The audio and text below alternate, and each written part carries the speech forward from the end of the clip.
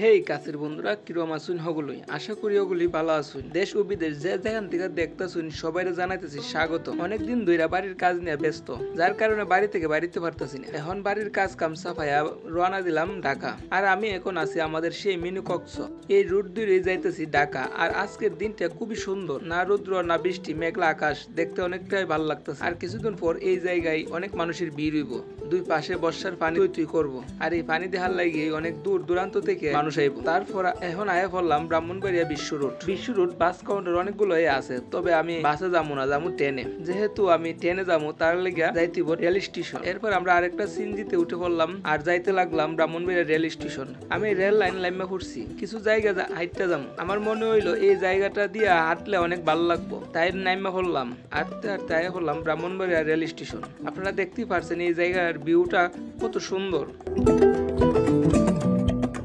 Ticket counter গেলাম ticket নেওয়ার লাগিয়া। টিকিট কাউন্টারে অনেক লম্বা সিরিয়াল দইরে টিকিট কাটার পর কিছু সময় অপেক্ষা করার পর আমাদের ট্রেন চলে আইছে। তারপর আমরা ট্রেনে উঠে পড়লাম।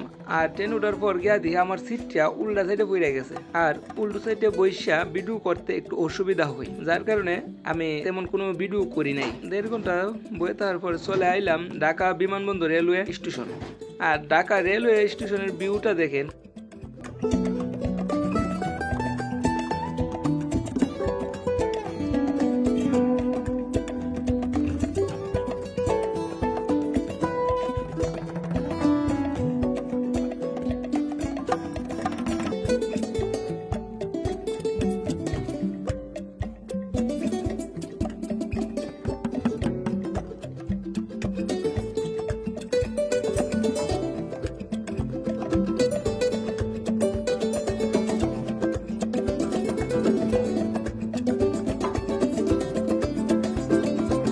ভিডিওটি যদি আপনাদের ভালো লেগে থাকে তাহলে লাইক কমেন্ট করে অবশ্যই পাশে থাকবেন।